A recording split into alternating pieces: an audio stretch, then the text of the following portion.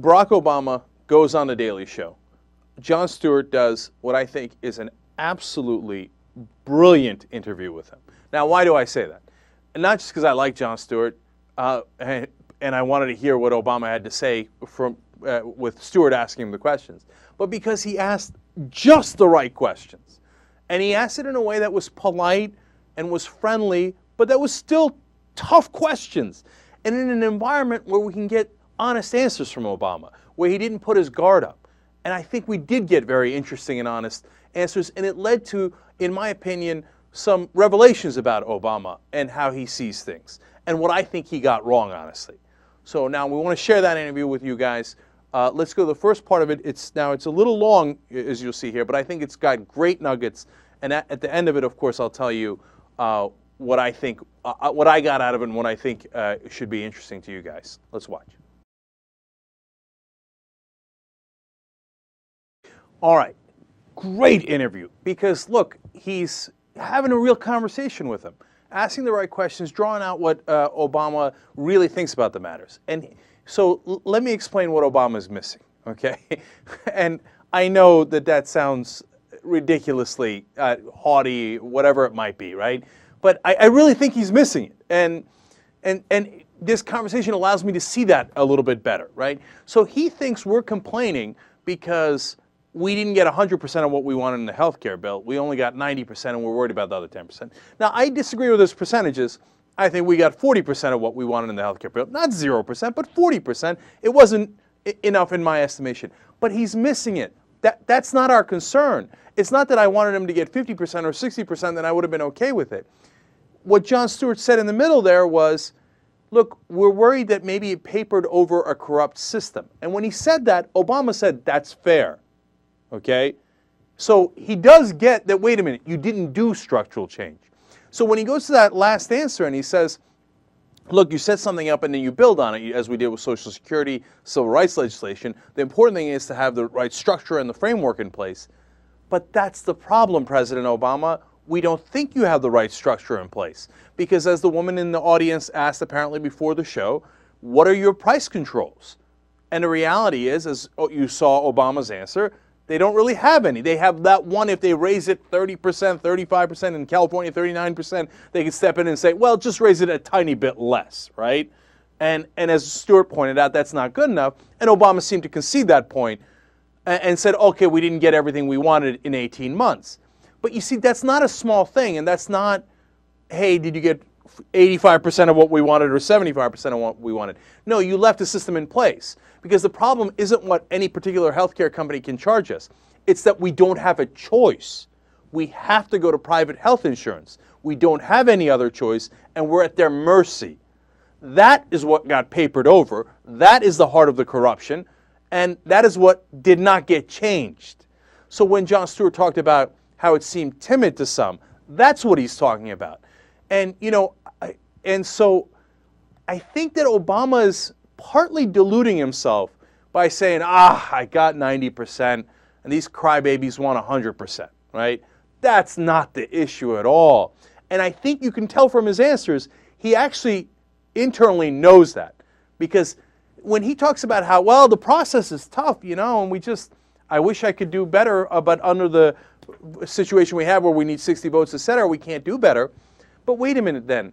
Your step one, and I said this from the beginning, I'm not a Monday morning quarterback. Step one isn't any particular issue, no matter how important it is, no matter if it's healthcare or even jobs. Step one is change the system. Because until you change the system, yes, you're right, you'll be able to only get a small amount of change in all of these different issues. So how do you change the system? For example, public financing of campaigns, so that the lobbyists don't own all the politicians. That is at the very heart of the problem, and that was not even addressed. It wasn't brought up first. It wasn't brought up 20th. It didn't get brought up at all. And if we sent you in for fundamental change, why didn't you bring that up? And the thing is, that's what's actually bipartisan.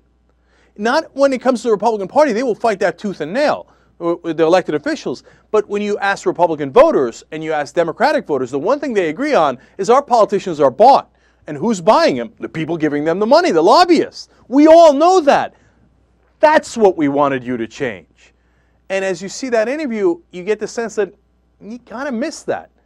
So now let's go to the second part here. Now the interview was much longer. We're giving you the two parts that we thought were perfectly relevant to the conversation we've been having for the last 2 years. Again, he's going to challenge him on Larry Summers and who he brought in. It's a great line of questioning. Let's watch. God, that was such a great interview. Somebody emailed me and said, hey, he went soft on him. Are you crazy? Look at those questions. One, the unemployment question was fantastic, you know, because, look, yeah, you stabilized the Dow. Who cares? How about unemployment, right? Now, he had a very good answer for that, but that's a tough question.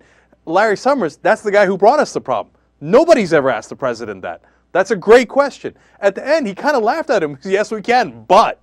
I mean, and isn't that the heart of the problem over the last 2 years for Barack Obama? And Jon Stewart pulled that out of him.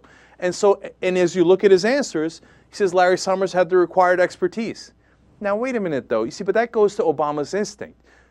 Joseph Stiglitz also has the required expertise. In fact, he's got a couple more Nobel Prizes than Larry Summers does, okay? But he didn't make it in because the establishment doesn't accept Stiglitz. They say, oh, Stiglitz is dangerous. He might actually nationalize the banks so that they don't make the profit the American people do. Larry Summers plays ball. The establishment loves Larry Summers. So in Barack Obama's mind, he has the, quote, required expertise. And so you see one of the fundamental errors, in my opinion, that Obama is making. And then number two, he is too much of, but you know, to say that he's too much of a pragmatist actually lets him off the hook. And in fact gives him too much credit. Because if I thought he was pragmatically, as he explained there, going step by step and eventually had a plan, okay, and then we open the gates and there's a change, right? And we're building towards it. Oh, I would love that. I swear to you, I really think I'm incredibly practical and pragmatic, and there's so many compromises on these bills I would have taken, right? As long as we're headed in the right direction. But we're not. The structural change is not happening. The lobbyists run the place. And when he gets to that issue, he says, well, look, some people wanted to completely transform Washington, but we've got a little bit more transparency, et cetera, et cetera. No, but you're not even chipping away at it, if you ask me. I mean, I know he thinks he's chipping away at it. You got to go to the heart of that problem. Until you do, it infects everything else like a virus, and you won't be able to win on any of these issues. And as I watched that interview by the end, I thought, you know what?